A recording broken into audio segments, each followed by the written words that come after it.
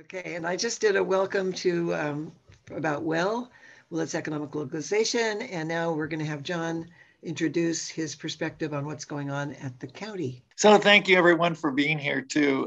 It's a beautiful spring day here and in the 3rd district, and so I know just sitting in front of a computer on a Sunday afternoon takes a piece of dedication on all of your parts. So thank you, and that's how democracy works in theory. Let's start off. The cannabis has certainly been an issue and front and center for everyone's awareness in the county. And so it's this phase 3, and I've continued to vote no on it because of the expansion, the 10% of acreage rule and into rangeland. An interesting piece of this is that Sonoma County was in the same predicament, and they were trying to do a new ordinance, and they were going forward with a 4-to-1 vote. And David Rabbit from the Petaluma area was the only vote against it.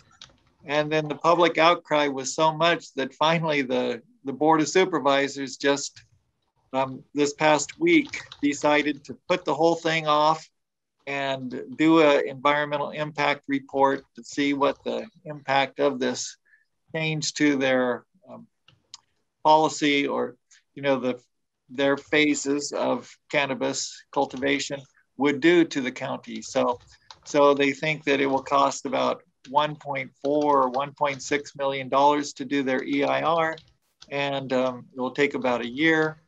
So anyway, they unanimously approved to put the whole thing on hold and go with it like that. So maybe there is hope that our Board of Supervisors will kind of take the same approach and listen to the people, which, because we're in such the drought, everything that we have going on right now, and the inability of the county to really deal with all the phase 1 growers is if we go forward with phase 3, it looks like it will be another mess, and we don't need that. Let's take it slow and do it right. So that's my approach on that.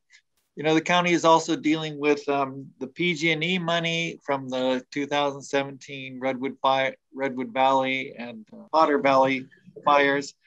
So we got $22.6 million right from the settlement. It was a suit against PG&E. And so with the $22.6 million, we're looking right now at how to take all the requests, because there's lots of requests for public safety and some other things that a little more or less directly related to public safety.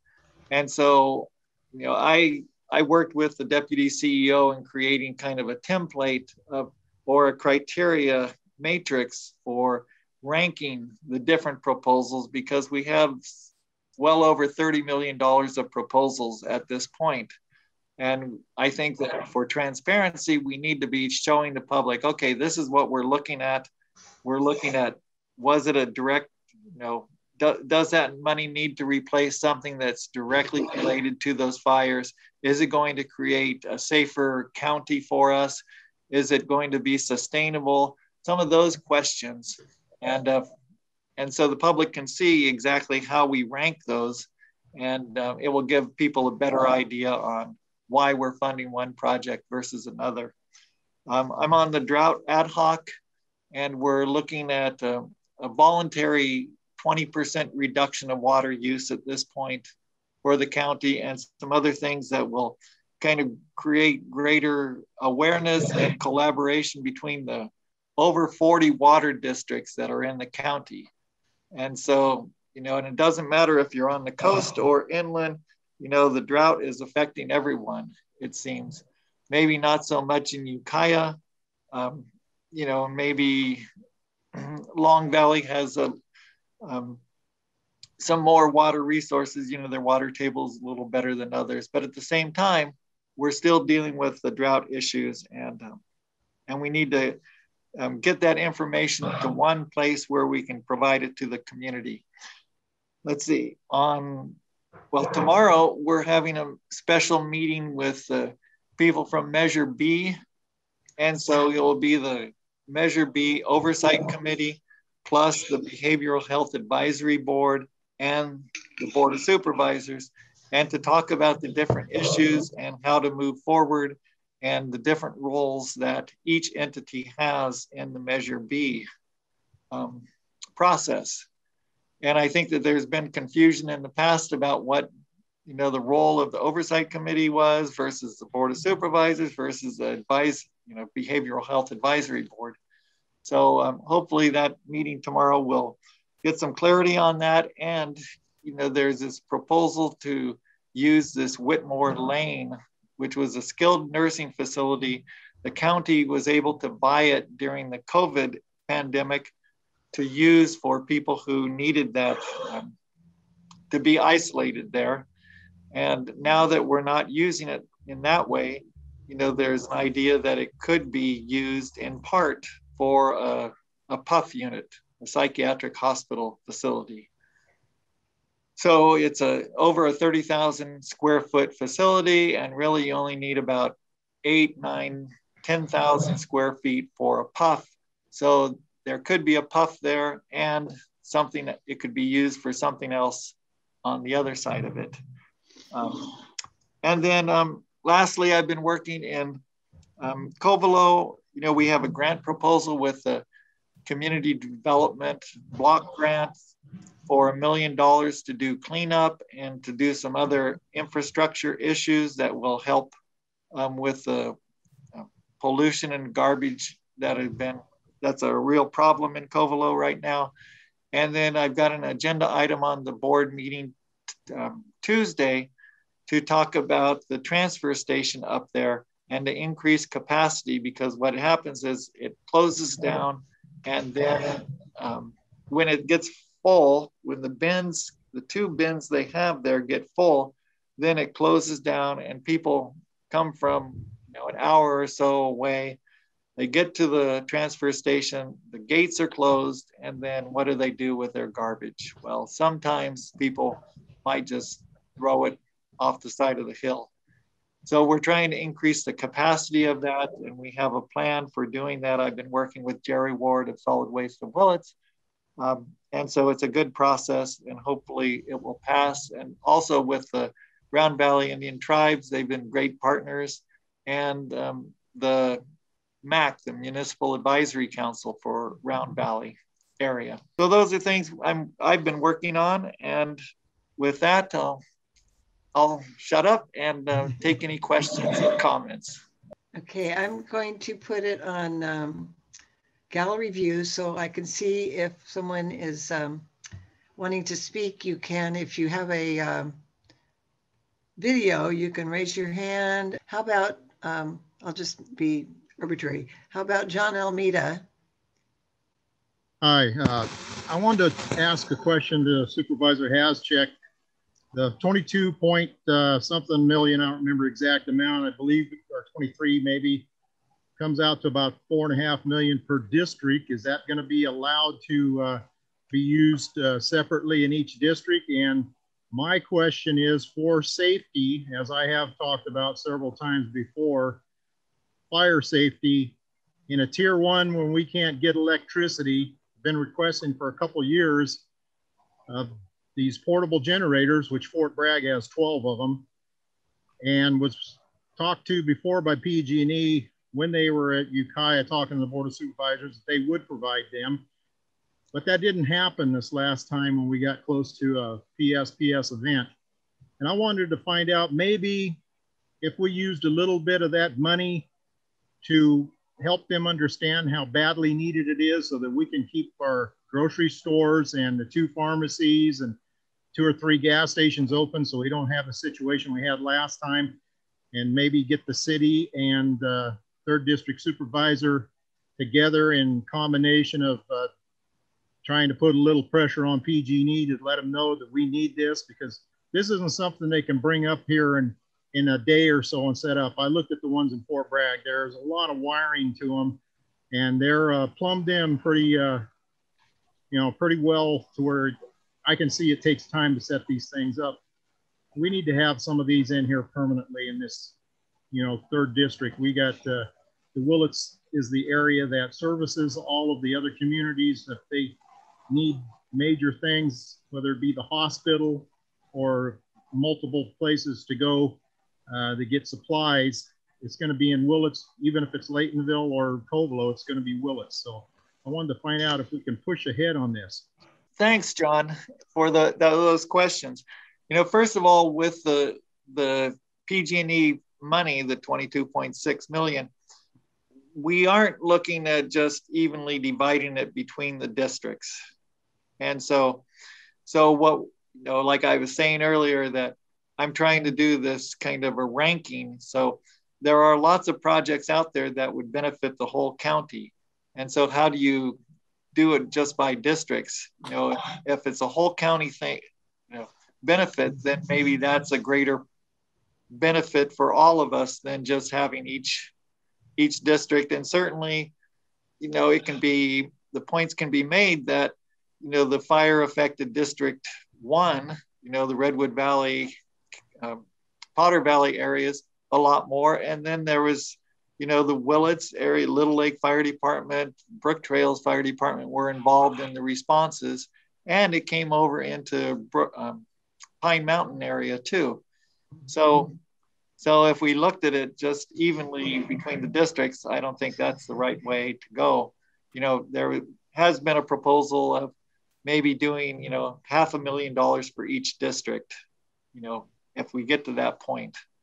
But, and the other thing with the generators for PG&E, I did contact again that Allison Talbot from PG&E, and she responded that she looked into it and it didn't look like those generators would work in the Willits Valley, because between the valley and the city, there's the high fire danger. And so they couldn't use those generators in a PSPS because of that, the area that the lines would have to transfer or transmit the electricity through. And so I will send you that email that she sent me explaining exactly what, she found out when she talked to the engineers and everyone about that process. So, and then if you have any questions, please contact me, because that's my understanding at this point. I have been pushing that issue with her, and she finally gave me that answer, that it's because of where those lines have to go across the valley, that that would be a high fire danger area. I'd like to be in on any information about that as well. Okay, great. Okay, Charles Sargenti. Yeah, hi, John. Hi, Charles. Well, this hopefully is a quick question, but it might not be. As you're aware, there is a referendum opposing the Phase 3 ordinance, and my referendum opposing just 10%, which maybe you're not aware, but I've decided to abandon that referendum for various reasons. And the Willits Environmental Center is going to go ahead with theirs. So my question is, what in your thoughts will happen if that referendum is successful and there is no new Phase 3 ordinance? I know we have an old Phase 3 ordinance, so is it possible that we'll just fall back on that? And I'll leave it at that for you to answer. Well, I think that if that referendum, and I haven't seen exactly what the referendum is, and I think that we still have another step, and hope springs eternal, that the board will do the right thing at the next meeting. And I think it's going to be on June 2nd, where we're dealing with the cannabis ordinance Phase 3 again. Hopefully they'll do the right thing and put a hold on this and do the environmental impact report and such to make it right. But if they don't and the referendum goes forward, then, I think there are things with the old Phase 3 that we can tweak, that we can make some changes to make it more of a discretionary approach. So with that said, we'll see what happens. There's so many variables at this point. Let me, one more point on that. I mean, there's been a lot of kind of gloom and doom talk if the current, the proposed phase 3 doesn't happen. From your perspective, is that kind of overwrought? I mean, do you feel like the legacy growers, the small growers that are already in the system, are they at risk? Are some of them at risk? Or what's your opinion on that? I don't know exactly, and I don't think that the cannabis program even has the information needed to say exactly, what % of people can make it through, who can make it through. Yeah. I think that CDFA, Cal Cannabis has been very supportive in trying to make sure that we get people through, the legacy growers through the permitting process. And they just came up with this $18 million that they're going to give to the county to help make sure that, people do get through. And so there's a lot up in the air right now. I think that we just need to get the information out. We've got this deal with CDFW, California Department of Fish and Wildlife, and that's working the way it's supposed to. And so we're getting more people through the system into the permit process that way. Let's make sure we're doing everything we can to get those legacy growers who've been in the system for years, like yourself, and make sure that they can, go as far as they can in getting their annual licenses. Okay. Okay, great. Thank you. Thanks, John. Thank you. Next is Sarah Reith. Well, I have a couple of questions. One is I'd like to follow up on Mr. Sargenti's question and your mention of this $18 million that the county, will get if the governor's budget goes through. Supposedly that's supposed to help get 60% of provisional license holders through. And right now we have 1,149 people who are trying to get through. And I'm wondering if you think that is a good use of $18 million, or if there might be another way to help people get through. Is it inevitable that we have to use this money to get their environmental requirements in order? Yeah, that's a good question, Sarah. I just learned about this $18 million last week when the Cannabis Ad Hoc Committee met with the program manager. And that was the first I'd heard about it. There's lots of different ways that money can be used. I want to see, I think Sonoma County is actually trying to use some of that money for an EIR. And so let's see what all the options are with that money. And, I haven't heard the 60% or anything like that, but out of those 1,100, we already have, over 100 that are non-responsive to the question or non-responsive to the cannabis program.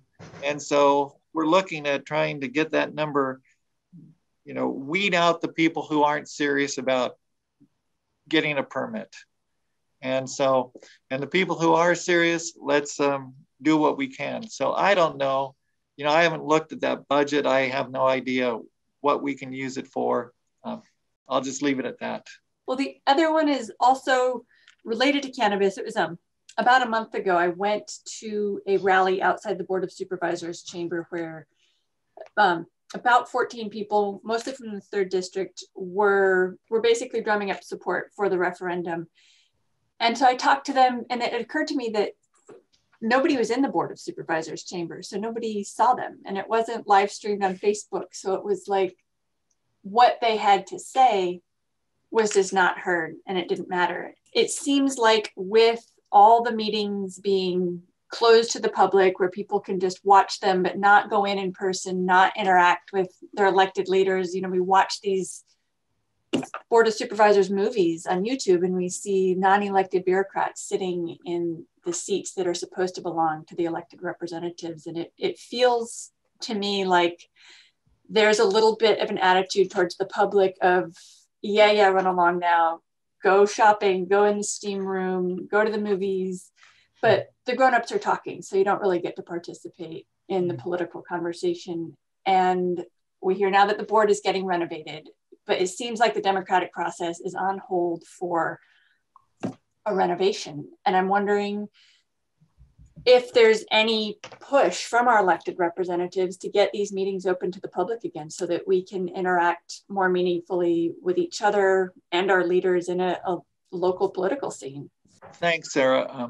You know, I had this conversation this morning too with Matt Lefevre, and it was a good question about why aren't we doing it and what happens to our democratic process when we're doing these Zoom meetings and we aren't, you know, we hear whatever 8 hours of testimony and 90% of it is against phase 3. And then as soon as you turn off the public comment, then you're left without people staring in your face, and you can make decisions without that kind of interpersonal connection.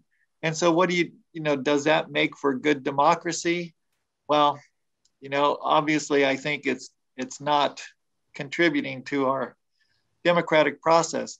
So, you know, with the governor saying that on June 15th, we're gonna open up the state, well, it certainly seems like after June 15th, we should be opening up the board meetings. And if they're doing renovations in the boardroom, then we need to go to a local gymnasium or something to have those meetings where we can distance. And, you know, we've taken our board meetings on the road before, and it seems like we need to be doing it. Like you said, with that protest demonstration in front of the board chambers, whenever it was a couple months ago at this point. Yeah, you know, that people feel like they want to be heard and that they aren't being heard. And so they, in desperation, they go, even though none of the board members are going to be there. But I do know that the board was aware of the demonstration going on and that what people were saying, even though unfortunately they didn't take that into consideration when they voted on that phase 3. So there is a real concern about the water in every area of this county and what increased cannabis grows will do to water. And that's Little Lake Valley, Potter Valley, Covelo, you know, the coast, everywhere is worried about water right now. Just one more quick follow-up. Can we count on you to push the board to reopen the chambers to in-person meetings somewhere in the county after June 15th? Yeah, certainly. You know, I'll be pushing that. And if we can't use the board chambers because they're doing some kind of remodeling, then let's do it in a gymnasium or, you know, civic center or whatever. You know, that Matt was saying that the Ukiah Unified School District Board is now meeting in person, and the Ukiah is going to meet in person soon. And so there's nothing special about the Board of Supervisors that we can't meet in person. I don't know, Madge, have you had conversations about the Willits? Yes, we're looking at probably the meeting in July. We're also doing a little bit of renovation in our meeting chambers. So I think the second meeting in July is probably when we're shooting for having public meeting. Yeah. Okay. But we do also allow, you know, live participation, kind of like what this is, during our internet meetings. So people who do phone in or Zoom in can comment during our actual internet meetings. So I think next is Kayla Meadows, and then after that, Paul Hansberry. Thanks. So I had a really, really petty question about who to call about the pot lights that are on really brightly. It's not my neighbor. It's a person who lives in Bear Canyon. I do want to say something really positive about my neighbor who grows a lot of pot. We had a conversation about the amount of water it takes, and he said that he's only using it out of his lake, and that if we had any issues with our well, we could he would be glad to run a pipe up to us. So I just wanted to give a shout out for such a nice community gesture. The other question that I had, the other one will be quick, just who to call. The other question that I have is, so the fire that we had the other year, they put a 50-foot swath on two sides of our property to protect Pine Mountain, which was all well and fine, but they didn't do any cleanup. And so it was a big mess. And my husband spent years working on it, and it's still not where it was before. So the fire that we had yesterday, the fire crews were coming up from Tomkai, as well as the air surveillance and dropping of the Fostex. So they came up, they couldn't get up the road because there was a locked gate. And so they said, we can't go through this gate because it's locked, because of some of the efforts that they had made in the last fire. So somebody, I guess, with bolt cutters, cut it and said, oh, well, it seems to be open now. And that was the only way they could come up the back road. And so I just wanted to hear the old Stagecoach Road between Redwood Valley and Willits has a washout. And so at this point, the only way we can get out is one way. So all the people up here have to go one way, and there's a huge canopy of trees over the dirt road. Whereas going the other way, we'd have to go across somebody's property. So I wanted to know what kind of effort we could take to make people open, that shouldn't be a barrier in terms of fire safety. Kayla, your first question about, who do you call? You call the code enforcement for the lights at night, because that's against the permit, or the cultivation permit. So you cannot have light emitting from your poop house. Okay, so call code enforcement in the planning and building department. Okay, thanks. It's a weed complaint line. Oh, thank you. And the other one, I think that you need to be working with the Fire Safe Council up there in Pine Mountain and see what they have to say about some of the roads that have, the gates on them that have locks. And if it's a private road, then maybe they have some sway. If it's a county road, then there shouldn't be a lock on it, and no, it's private. Gate. It's private. If there is, let me know. But it's a historic road. It's the path. It was the old Stagecoach Road. So to me, it had historic precedence, and the washout should be repaired because just for that reason alone. But the people who are on that section don't want it fixed. Oh. So, okay. So we're working with the fire group up here, but if you had any other suggestions, I'd be happy to follow it up. But thanks. Well, you could send me an email on where that location is, and I can talk to planning and building. I know on Williams Ranch Road, they had a similar washout that we've helped. It's Tomkai at the Yellow Gate, right above the monastery. Oh, okay. Thanks, John. Thanks, Matt. Okay, I believe the Hansberries are next, and after them, Lynn Du. Hi, this is Paul Hansberry here with Susan Tibbin. Couple of comments before the question. I think it's interesting that after a year and a half of lockdown and quarantine, that they're getting around to the renovations of the chambers. They must have had to go get a building permit.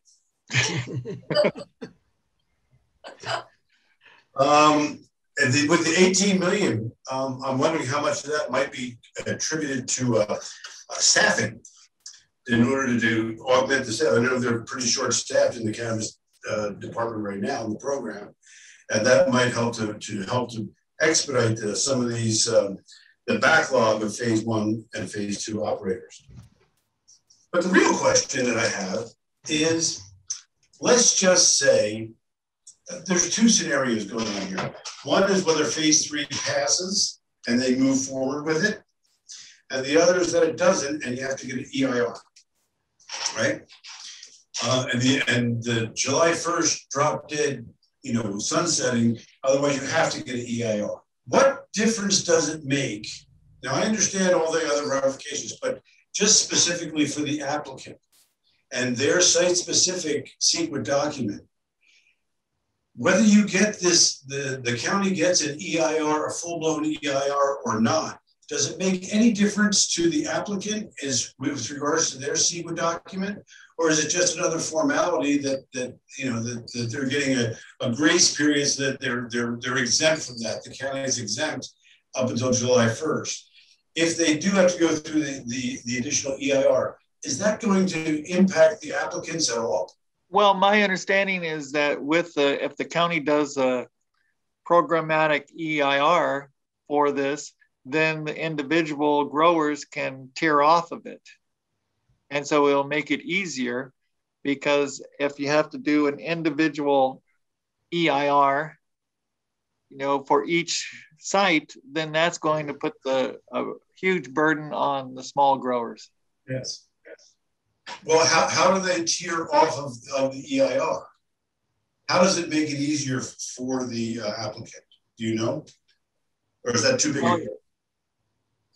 You know, I'm not sure on the specifics, but that's my understanding of how that process works. And so it should make it easier for people who fall into what the mitigations and everything for the EIR to proceed forward. Okay, but the phase 1 people, they wouldn't necessarily have that because they're already involved with the process. So and they're using the mitigated negative declaration to fall in, you know, they're using that right now. I see. Which, by the way, this Appendix G was very confusing. It's like it was written on opposite day. Right. Right, and that's what people were filling it out like opposite day, or. Well, the way the questions are worded, it looks like, you know, are you going to be an adverse effect on the environment? And you want to put no, but you're supposed to put yes. Right, and so that led to confusion, and people were submitting it like they normally do, those kind of documents, and then it turned out to be the opposite of what they were supposed to do. So is that getting revised, the Appendix G, so it's clearer?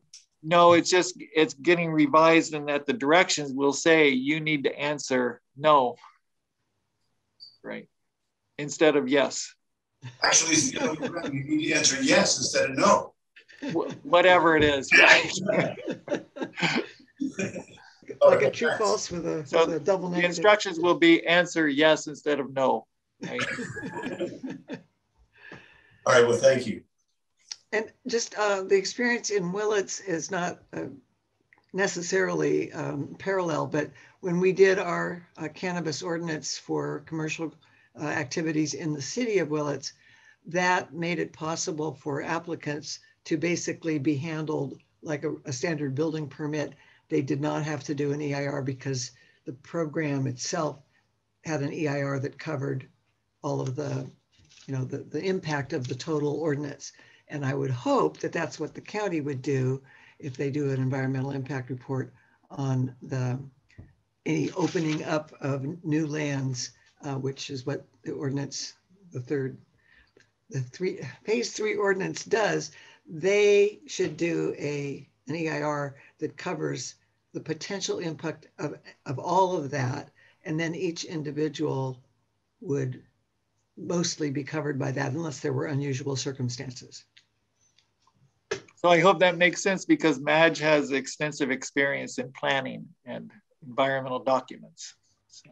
I don't know whether that's true at the county, whether they would consider that sufficient or not. I mean, if they start hanging up every single applicant with an environmental impact report, it's extremely expensive. So I just think that they should do the right thing, and they haven't been doing it. And I see that I think we have Lynn do. This is more of a comment than a question. I just wanted to chime in on what people said about feeling like the the county is disconnected from what its citizens are really feeling. I live on a cul-de-sac in Laytonville that has 19 10-acre parcels on it. I've had this property for 20 years, and everybody there has been really very consistent with following the regulations about housing, rentals, water use, all kinds of different things. Now we have 4 giant grows on this that are leased. They're not residents. And we have lights everywhere. We have security. We had all paid ages ago to have a locked gate that has clickers to get in. And we estimated the amount of traffic we would have, which was the residents basically, and some workers. And now we just have, there's probably 400 trips in and out of that gate a day now. Last year was the first time ever that I ran out of water. And I'm sure that it's because of these giant grows on either side of me. And I'm told that I need to sink a deeper well, that we need to fix our gate so that it's better, so that it can accommodate all of this. And this is, feels so unfair to me that the residents who have lived here for years somehow have to accommodate and literally pay for these growers. I'm not getting anything from these growers. And I know that everybody, I'm speaking for probably 15 of the 19 people on this cul-de-sac. And I really want the county to listen to what people are saying.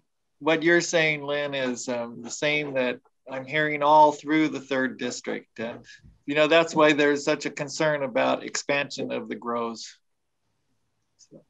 So I wish that all the supervisors would be hearing that message. Are you urging people to once again submit 400 letters to the Board of Supervisors for this June 2nd? I don't know what the proper approach is, what will get those supervisors to move off of their positions at this point. In case you missed it earlier, John mentioned that Sonoma County kind of reversed their direction, and they were sort of going the same way that Mendocino County has been, with the majority of their board going for expansions. And just recently, by unanimous vote, basically put a stop to that. Was it kind of a 1-year moratorium? Is that what it is, John? Well, they're waiting.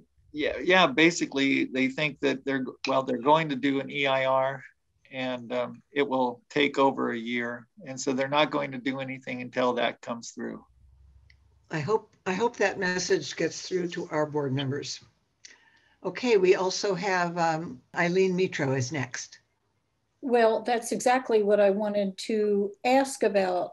John, can you make some sort of a proposal at the meeting that Mendocino County follows what Sonoma County did, and a single EIR can cover everybody, and kind of build a case for our supervisors to follow suit? Is that something you can take on? That's my question. Well, I made that point about the EIR before, but certainly this example of what's happening in Sonoma County is a great example of supervisors who are doing their job of listening to the people and being responsive to it. And they, the story I read in the Press Democrat was, those 4 supervisors who were initially for it were saying, hey, we're thankful, and we understand that we were going in the wrong direction now. And the one supervisor who had kind of was voting against this, they were saying, hey, thank you for giving us the direction. And so they were moving in that direction of putting the hold on it. So So hopefully we can, I don't expect that from the board. I don't want to say, oh, you're right. I just want them to do the right thing. So I will make those comments about the Sonoma County example, and certainly that's something that people should be aware of and looking at the democratic process. And if you know people in the other supervisorial districts, you might have them contact their supervisors, because John has already been outspokenly advocate on this, and it'd be nice if some of the 4 that have been pushing for expansion were to initiate this new approach.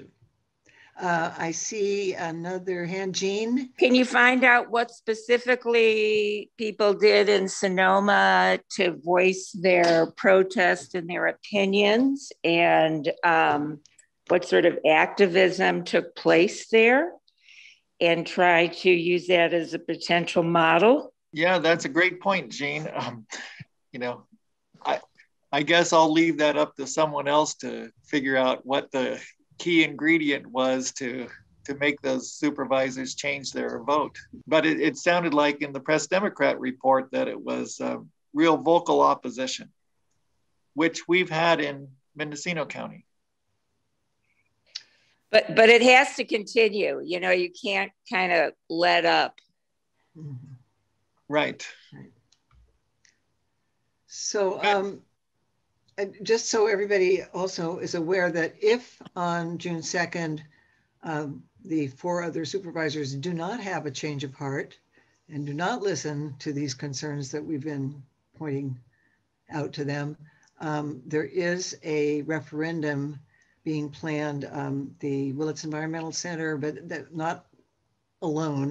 No, Kate Marienchild's been very, very active, and they're ready to launch a referendum that would basically put on the ballot whether to reverse that ordinance if the board has in fact, they can't start collecting signatures till the board has taken final action.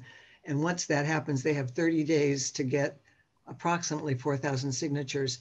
And I'll put in the chat how to contact Kate Marienchild.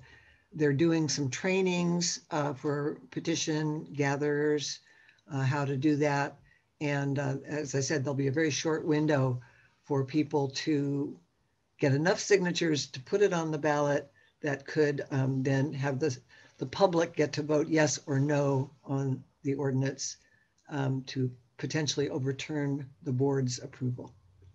But let's try for June 2nd and see if they can do the right thing. And then if they don't, please be ready to help with petition gathering. And I'm going to put Kate Marienchild's contact in the chat.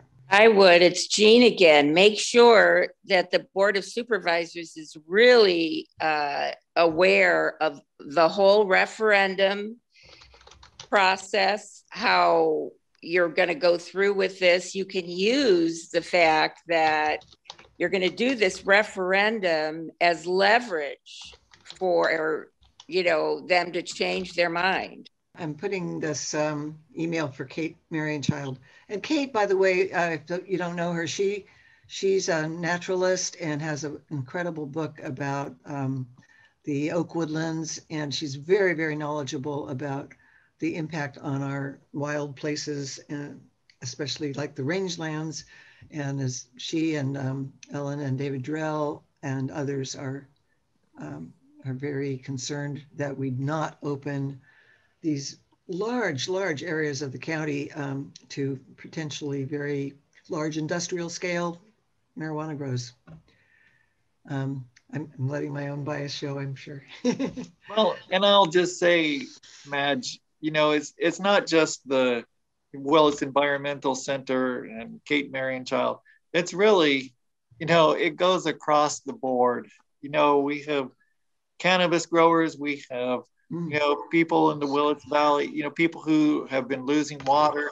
We have the sheriff, we have, the water boards for Covelo, Laytonville, all coming out against this. The municipal advisory councils, just people who are doing their civic duty coming out against this. So it seems like a pretty widespread, across the spectrum, you know, rejection of this proposal.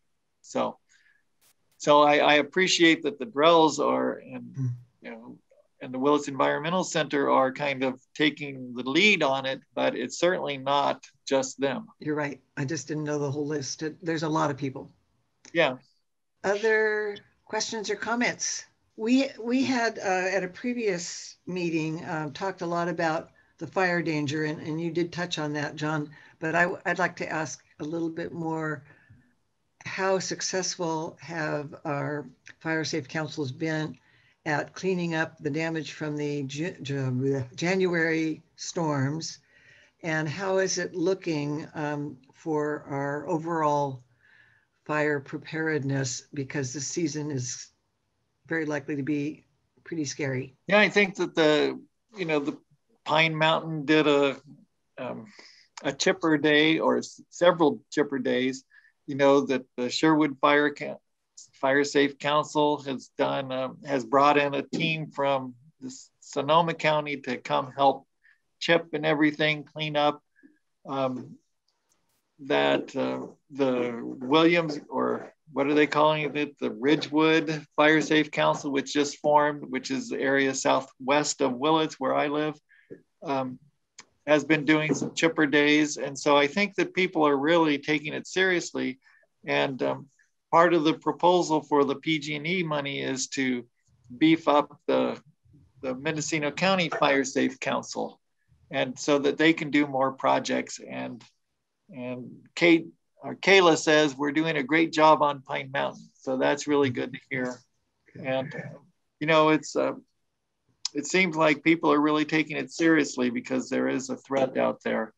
And with this drought, you know, I've been working with CAL FIRE to try to see what we can do and what they can do. And, you know, we're just trying everything. I'm still working on getting this CSA, which is a County Service Area 3, together. And the Department of Transportation is working with me on that. And we hope to have a vote by the end of the year. And that would provide cleanup on those evacuation routes, so that we don't have a problem of evacuation routes that aren't serviceable or aren't usable. So we want those to be ready. And so there's a lot going on. And certainly the governor and state have been contributing a lot of money to CAL FIRE. You know, CAL FIRE says that they have more people this year working in Mendocino County than ever before. And we're still looking to get funding with the drought. And CAL FIRE wanted us to do the drought declaration, emergency declaration. And I pushed on that, and we got that passed on the second go around. And that should help put us first in line, because, you know, the governor, we did it on a Tuesday, and then the governor showed up Wednesday at Lake Mendocino to declare that Mendocino County and Sonoma County were in this drought emergency. And now it's 40 counties in the state, I think, that they've declared drought emergencies. But the thing that we did was put us first in line. You know? So hopefully that will bring in more resources for us. Okay. Oh, I see. Okay, go ahead, Susan. Thank you. This is Susan Tibbin. And John, thank you very much for hosting and allowing us to speak and voice our opinion. I have two comments that we'd like some feedback from you on. The first is that, you know, no one is perfect, and yet the governor of California has so far outstripped so many governors nationwide in what he's done for our state, what he's done for us and our counties. And I'm wondering if there's any mechanism whereby the Board of Supervisors as a body could issue some sort of statement, you know, opposing this drastic waste of money, this ridiculous recall.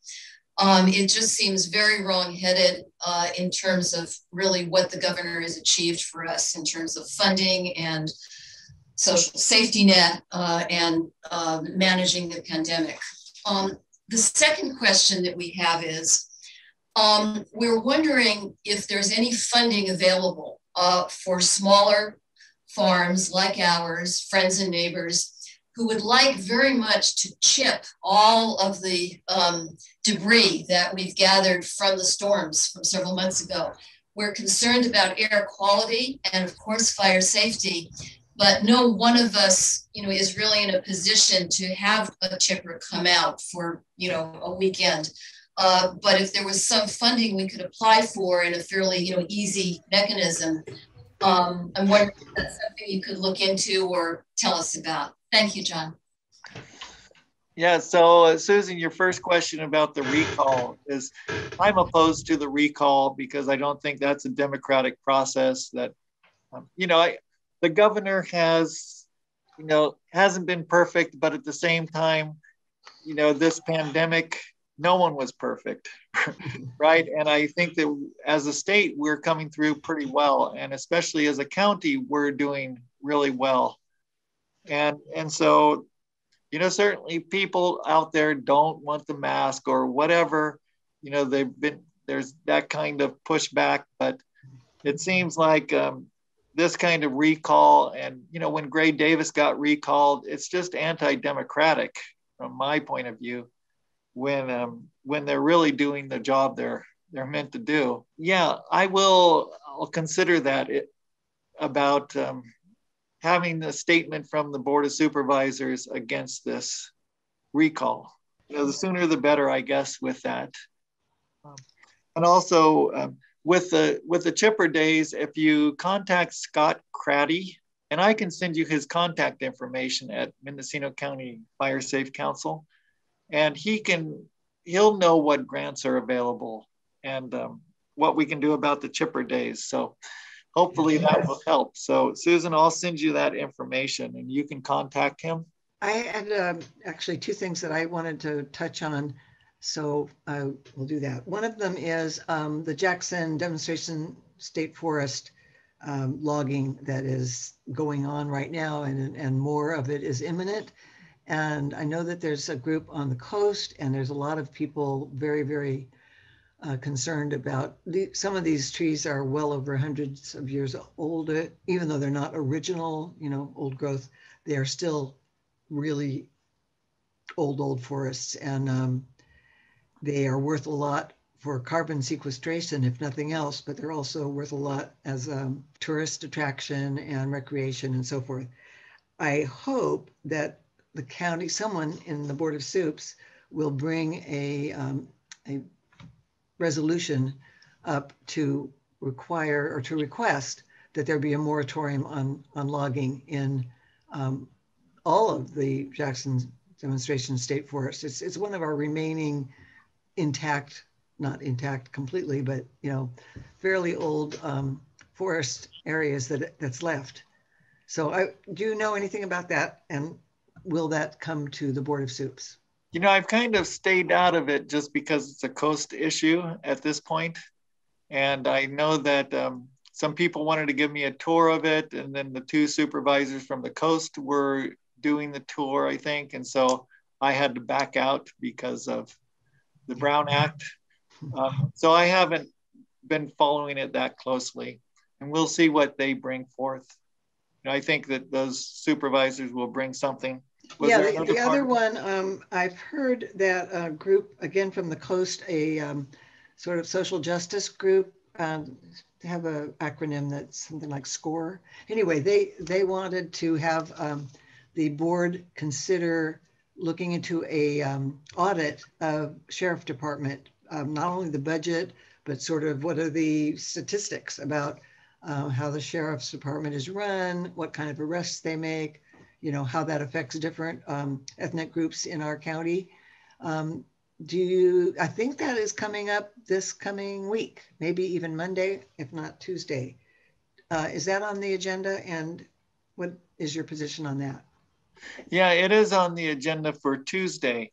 And you know, I was a proponent of this, this Public Safety Advisory Board.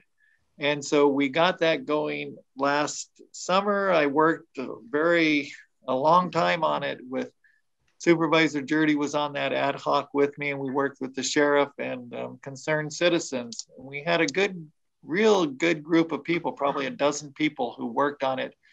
And we proposed it. It was approved by the board, but then we didn't take into consideration, I think it's SB 1185, which gave the county board of supervisors some more ability to, with more oversight of the sheriff's department. And so we sent it back to the county council to bring back the options that we would have to give more oversight. And that's where we are with it. And I just sent off an email to county council yesterday asking where we are with the Public Safety Advisory Board, because kind of my feeling is that that's the kind of work that this board should be doing, is looking at what the information is, how we can improve, what areas are of concern to, you know, if Hispanic people are being treated differently, then let's look at that and see what the reasons are. If the, you know, demographics of the sheriff's department are, you know, kind of not in alignment with what the county's demographics are, then let's see where we can do better. And so I would like to see that go through this advisory board and come up with solutions. Okay. So I don't know about who would do this audit. I guess there wasn't enough detail in the agenda item to say who's going to do the audit, who's going to pay for it, who, you know. And we all know that there's parts of the 3rd district that certainly need more help from the sheriff's department. Okay, I see Matt Lefevre has not spoken yet. So Matt, go ahead. Hey, Madge, you took the question right out of my mouth, actually. I was curious on John's perception of this audit process. So thank you for asking that question. John, you answered my questions only and fully. Appreciate the time. Okay, thanks, Matt. Okay, Paul? Hi, it's that time of day where the sun, I have to dodge that. John, I just wanted to get some clarity on the referendum that everyone's talking about here. Let's say that the hypothetically the phase 3 does move forward and the referendum does collect the 4,000 signatures that they need. How does that affect the decision in phase 3? Does that stall it until it's voted on, or does it move forward until it's voted on? Do you know? Yeah, I don't know how the board will deal with that. You know, it's a good question because, okay, for example, we did a ban on flavored tobacco products in Mendocino County, and we were going in alignment with the state, okay? And then the state got sued, or there's a referendum that the big tobacco industry is putting forth. And so the state put on hold their actions on this flavored tobacco ban. So anyway, if that's analogous to what we're dealing with on this phase 3, maybe the board would say, well, instead of creating another mess of a cohort of people that are in the new phase 3, and if in case that the referendum passes, then, you know, maybe they should just put a hold on it. I don't know how we're going to deal with it, but that would certainly, it seems like that would be an option. There we go, making sense again. I do believe that the referendum is structured that first it goes to the Board of Supervisors asking if they will rescind their action. And if they say no, then they have to put it on a ballot for a public vote. And so I'm imagining that I don't know the legality, but I'm imagining it would put it on hold until that happens, until the public vote. It wouldn't make sense to go ahead for, you know, some months and then have the public vote and say, no, we don't want that. So making sense isn't necessarily the order. Well, that's true. Of course. But I'll look into that, and maybe I can get an answer to you. John Yes, Almeida ma'am. first. Yes. Go ahead. Okay, my question maybe is toward Madge more, but John can answer it also. So the city of Willits a while back wanted to do these wells, and they went through writing up a big document on it and everything. And then we wrote some letters to them and let them know that we're concerned about our wells here. The people that depend on water in the Little Lake Valley actually had a couple meetings. And now I guess they pulled back on their documentation. They're going to rewrite it or whatever. I'm wanting to find out what you know about it. In the meantime, are they using those wells, or have they stopped to make sure that they get this document process through? And the questions used to be, or the comments from the people used to be able to be, go online and see what the comments were. But I'm not sure, because the last time I checked, they weren't there from the previous documentation or the comments that were put on there. Maybe they pulled it because they pulled their report and they're going to redo their document. So I'd like you to answer that. We just recently had an informational item on the city council just a week or two ago. And our chief engineer, our consulting engineer, and our engineering staff talked about the status of all of the wells. We have the 2 reservoirs, and almost all of our water supply is from the 2 reservoirs. We also have 3 wells, or we have one, the Park well, which is not potable water, it's not drinking water, and that's used to water some of the park area. And they also, in recent years, have been selling water to truck elsewhere for agricultural use only. So, and the revenue from selling that water to those trucks is going back to the park department. The next well we have is the Elias Well, which did go through a whole process of getting environmental review. First, it was done on an emergency basis during the drought 4 or 5 years ago, where we really were worried that we were not going to have any water in the reservoirs left if it didn't rain. And it finally rained like in February. Anyway, so meanwhile, we went ahead with the Elias Well, and that's considered a supplemental well. It's not being used regularly, but if we find conditions where we need to use that, it's available, and it's gone through the whole environmental process. The third well is proposed, and it's called the Long 20 well, and it is on the same pipeline that goes from the Elias Well to the water treatment plant down next to the wastewater treatment plant. So those are the groundwater sources that we have that are potentially available to supplement, or in the case of an emergency, if for some reason we were cut off from being able to use the reservoir and the water treatment well water. That Long 20 well is, they've done tests on it, but it is not yet developed, and it's not yet approved to be actually used. And you're right that it was, they had kind of come up with some documentation, and it was on our city council agenda about 2 months ago. And the staff said, wait a minute, we've been getting a lot of comments. We want to have more time to respond to those additional comments and make sure that we have, really looked at the environmental impacts and the impacts on any other groundwater issues in the valley.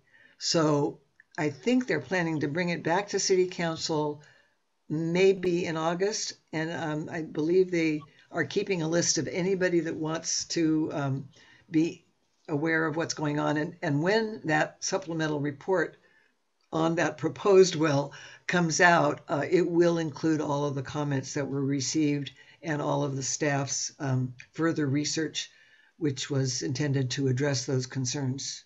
Does that answer your question, John? Well, the question, will that be new comments or the comments that have already been submitted? Because I haven't seen anywhere on the website the already submitted comments, which has been months and months. I haven't seen those comments on the website. You're right. And I think they decided, rather than have all the comments before they were able to respond to them, they wanted to wait and do the further research. In other words, they wanted to be responsive to those comments, and that all will be in the final report that comes before it comes up to City Council. So I am very 100% sure that all of the comments that were received up till that time will be available to the public at that point. And are they using the Elias Well right now? Apparently, that we had this wonderful presentation, gosh, a couple weeks ago, and I think in 2020 they basically didn't use it. It is available, but I actually did a tour over there recently also, and it's available, and they might have to do some pumping just to keep the pumps working and so forth. But I don't believe they have actually been using it as a supplemental source for the city water use last year. Okay, well, I was just asking that because I'm very concerned about my well. That's what I depend on. Without that, and of course, many others of us in this Little Lake Valley, that's our only source of water. And right now, I've even cut my garden, my vegetable garden, in half this year, not to grow as much because I'm very concerned about having water. And I just hope that the city realizes that the people in this valley are very concerned about their water source. Yeah, and again, they're I think they will include a lot about the depth of the wells compared to the other private wells in the area. When they did the Elias Well, they did pump tests and then tested all the wells that were anywhere nearby to see whether that drew it down, and I know that the engineering staff are very concerned not to have an adverse impact on private well water users in the valley. So I'm very interested to see that. I do think that the amount of wells that are being used for the cannabis grows in the valley are probably having a heck of a lot bigger impact than the Elias Well. But I need to know that. I'm just speculating, but I think that's really worth looking at. Well, I'm sure it is. And and that is speculation. And people will tell you that wells are different in different stratas, but the Little Lake Valley is all connected at some point. And when you start drafting down, then you start lowering the level. So, yeah. I mean, we all know that. But anyway, I appreciate the continued documentation and discussion on this subject, because the people out here are concerned. And, I've been here on this property for close to 40 years. Wow. There was no grows of marijuana back in those days. And yeah, that concerns me as well. So. Well, and John, I'd just like to say thank you to you, because you're the one who really brought it to my attention. And then I got that meeting going with Matt, Mayor Strong, and the staff from the city of Willits and Farm Bureau and everyone. And that kind of set in motion this revisiting of the process. So really thank you for your advocacy on behalf of all the people of the valley. Yeah, I think there's more than me, but I don't want to take any credit. I just want to make sure we got water. That's all. Well, right. You're doing the right thing. Thank you. Yeah, thank you, John. Both Johns. And Jean. So a follow-up to the county coming out in support of the governor. What about the city council? Do you think you'd have the votes to do that, to have a vote of confidence and support? I strongly suspect that the majority would say that's not something that the city should do. And I kind of am reluctant myself. I certainly don't support the recall. I think it's a horrible waste, but I don't know if it's appropriate for cities to make recommendations to the voters about it. As a political. Look at that. Yeah. Yeah. But I'm pretty sure the other council members would have a reluctance about that. Sue Bolt. Hi, we have a home in Mendocino. It's on the coast, so I'm kind of listening in terms of water use. But I have two comments. They showed up in mass at Sonoma County's Board of Supervisors offices the day of the meeting and were quite vocal. So that seemed to have an impact on their vote that day. And I attended a Zoom meeting last week. Sonoma County's in the process of revising their tree policy. Because there's a lot of people home hardening and just clear cutting their lots, and there's genuine concern. They didn't really announce that they were redoing the policy because they were fearful it might promote tree. People might want to get in now before you have to get an expensive permit to do something. Mm-hmm. So you might want to look at Sonoma County's lead on a tree policy as well. Those are my only two comments. Well, thank you for those, Sue. That you know, like Jean was saying earlier, you know, let's not give up on applying pressure to the Board of Supervisors. And if, you know, in Sonoma County, if they were successful because they were able to pack the chambers or offices, then maybe that's a tactic that needs to happen in Mendocino County. Does the board actually meet at the Board of Supervisors meeting? I don't. Yeah, think they're distanced and the meeting is Zoomed. But our board in Mendocino County, they're meeting remotely, aren't they? Right. Yeah. So there's no, you know, you gather in front of a meeting where nobody is, you know, except the staff.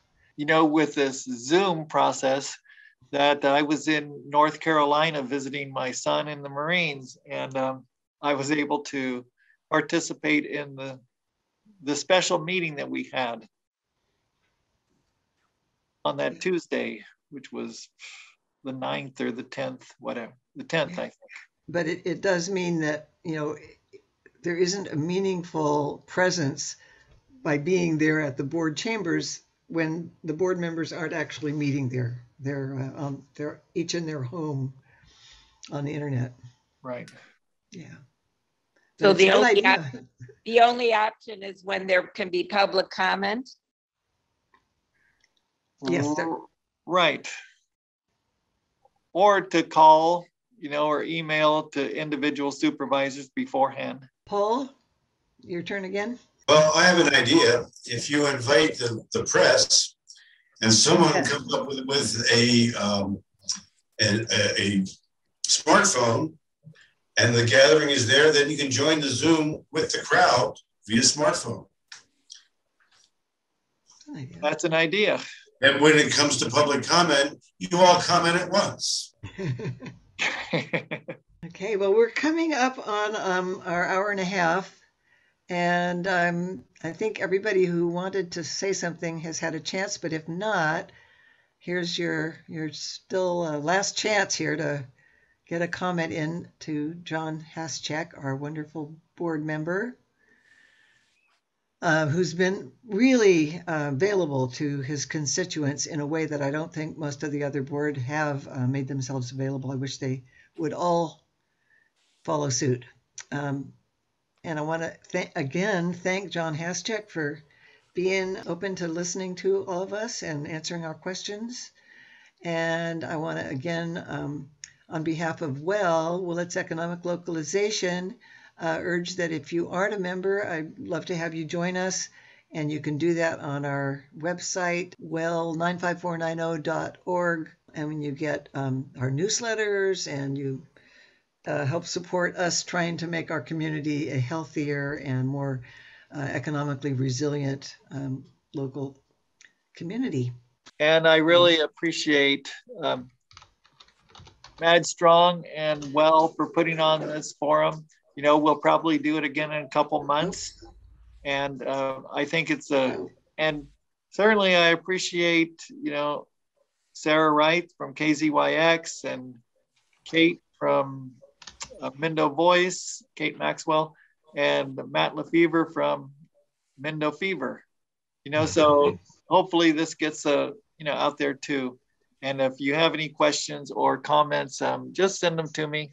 And also, as I mentioned, I'm having this recorded, and I will get Channel 3 to run it on their public access TV, but also they'll send me a Vimeo of it, and that'll be available to anybody after the fact if they missed being here in person, or if you want to review what happened through Channel 3.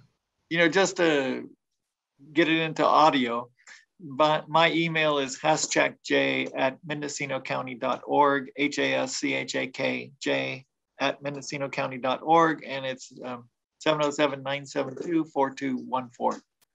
Oh, that's a good point. My number is 459-1493, and you can phone or email me at mstrong@willitsonline.com for either information about Well, our nonprofit organization, or about the city of Willits, because I am currently mayor and glad to keep our lines open to the public as well. I really appreciated John Almeida's comments about that, and we want to be transparent and available. Now, did Sarah Wright have any comment? I saw your hand raised earlier. Oh, I was just wondering if there's any more information about the NEM drought funding that's coming to Mendocino County. No, no new information, but we're working on getting those shovel-ready projects in line and getting that communication going with Senator McGuire, so that when the funding is available, that we're first in line. Okay, thanks.